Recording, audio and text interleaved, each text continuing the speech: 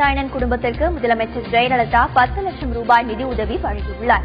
இதுகுறித்து அவர் வெளியிட்டுள்ள அறிக்கையில், எம்ஜிஆர் நடித்த அன்பே வா, 1000ல் ஒருவன் உள்ளிட்ட 5 திரைப்படங்களுக்கு மேல் நடித்த பசி நாராயணன் குடும்பத்தினர் வறுமையான சூழலில் வாழ்ந்து வருவதை செய்திகள் வாயிலாக அறிந்து கொண்டதாக குறிப்பிட்டுள்ளார். எனவே பசி நாராயணன் மனைவி வள்ளிக்கு 10 லட்சம் ரூபாய் வழங்க தாம் உத்தரவிட்டுள்ளதாகவும் அந்த அறிக்கையில் முதலமைச்சர் ஜெயலலிதா தெரிவித்துள்ளார். வல்லூர் அனல் மின் நிலையத்தில் மின் உற்பத்தி மீண்டும் தொடங்கியது. தொழில்நுட்ப கோளாறு மற்றும் ஆண்டு பராமரிப்பு காரணமாக 3 அலகுகளிலும் 1500 மெகாவாட் மின் உற்பத்தி நிறுத்தப்பட்டிருந்தது. தற்போது சரி செய்யப்பட்டதால் முழு மின் உற்பத்தி தொடங்கியுள்ளது. சென்னை அடுத்த திரிசூலம் பகுதியில் சந்துரு என்ற மாணவர் நீச்சல் கற்றுக்கொள்வதற்காக கல்குவாரி குட்டையில் குதித்துள்ளார். பிளாஸ்டிக் கேனை கட்டிக்கொண்டு கிணற்றில் குதித்த சந்துரு நீரில் மூழ்கியதால் அங்கிருந்தவர்கள் அவரை மீட்க முயன்றனர். தகவல் அறிந்து வந்த போலீசாரும் தீயணைப்பு வீரர்களும் சிறுவனை மீட்க நீண்ட நேரம் போராடினர். திருச்செங்கோடு ஈரோடு சாலையில் வரக்கூரம்பட்டி என்ற இடத்தில் கார் மீது தனியார் பேருந்து மோதியது. இந்த விபத்தில் 2 பெண்கள் உட்பட 5 பேர் படுகாயமடைந்தனர். விபத்தால் இந்த பகுதியில் சுமார் 1 மணி நேரம் போக்குவரத்து பாதிக்கப்பட்டன. அடிக்கடி சாலை விபத்து ஏற்படுவதால் திருச்செங்கோடு ஈரோடு சாலையை 4 வழிச்சாலையாக மாற்ற வேண்டும் என அந்த பகுதி மக்கள் கோரிக்கை விடுத்துள்ளனர். கரூர் அருகே வெங்கடாபுரம் என்ற இடத்தில் முன்னால் சென்ற வாகனத்தை முந்தி செல்ல முயன்ற கார் ஒன்று எதிரே வந்த லாரி மீது மோதியது. இந்த விபத்தில் காரில் இருந்த புதுப்பாளையத்தைச் சேர்ந்த ஒரே குடும்பத்தைச் சேர்ந்த 3 பெண்கள் உட்பட 4 பேர் படுகாயமடைந்தனர்.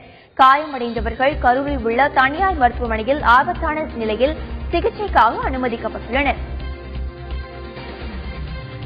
மேட்டூரை அடுத்த செட்டிப்பட்டியில் ஆற்றங்கரையை ஒட்டிய வெளிநிலத்திற்குள் ஒற்றை யானை ஒன்று நுழைந்தது. அங்கிருந்து அருகில் உள்ள மலைப்பகுதிக்கு விரட்டினர். ஒற்றை யானை நடமாட்டத்தால் பகுதி மக்கள் அச்சமடைந்துள்ளனர். இரவு நேரத்தில் யானை மீண்டும் வெளிநிலங்களுக்குள் வரலாம் என்பதால் அதை விரட்டும் பணியில் ஈடுபட்டு வருகின்றனர். வாழப்பாடி அருகே தனியார் நூற்பாலைக்குள் 12 அடி நீள மலைப்பாம்பு ஒன்று நுழைந்தது. இதுகுறித்து அங்கிருந்த தொழிலாளர்கள் உடனடியாக வனத்துறைக்கு தகவல் தெரிவித்தனர். வனத்துறையினர் வந்து மலைப்பாம்பை லாபகமாக பிடித்தனர். பின்னர் அந்த பாம்பு வெள்ளாகுண்டம் காப்புக்காடு பகுதியில் விடப்பட்டது. முன்னதாக பிடிப்பட்ட மலைப்பாம்பை அந்த பகுதி மக்கள் ஏராளமானோர் ஆர்வமுடன் பார்த்துச் சென்றனர். தூத்துக்குடி பகுதியில் நாய்கள் மற்றும் காக்கைகள் மர்மமான முறையில் இறந்து கிடந்ததால் பரபரப்பு நிலவியது. SS பிள்ளை மார்க்கெட் பகுதியில் நாய்கள் மற்றும் காக்கைகள் திடீரென துடிதுடித்து இருந்ததாக அந்த பகுதி மக்கள் தெரிவித்தனர். நச்சு கலந்த உணவை உண்டதால் இறப்பு நேர்ந்ததா அல்லது வேறு காரணமா என்று போலீசார் விசாரணை மேற்கொண்டு வருகின்றனர்.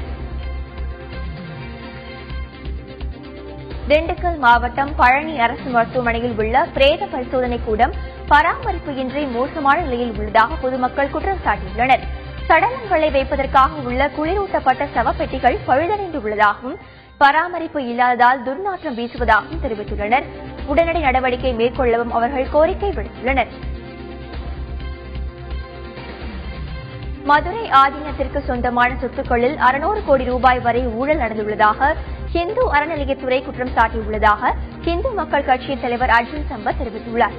திருப்பரங்குன்றத்தில் அந்த கட்சியின் பொதுக்கூட்டத்தில் பங்கேற்ற பின் செய்தியாளர்களை சந்தித்த அவர் ஊழல் குற்றச்சாட்டு தொடர்பாக வழக்கு பதிவு செய்து அருணகிரிநாதரை மதுரை ஆதீனம் பொறுப்பிலிருந்து நீக்க வேண்டும் என்றும் வலியுறுத்தியுள்ளார்.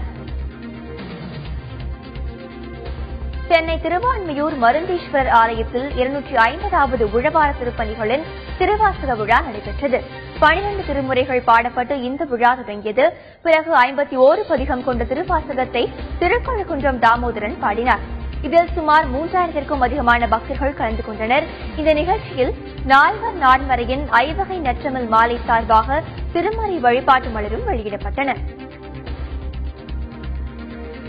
ராமேஸ்வரம் தங்கச்சிமடம் வேர்க்காடு பகுதியில் அமைந்துள்ள தூய சந்தியா கப்பர் ஆலயத்தின் தேர்பவனி வெகு விமர்சையாக நடைபெற்றது.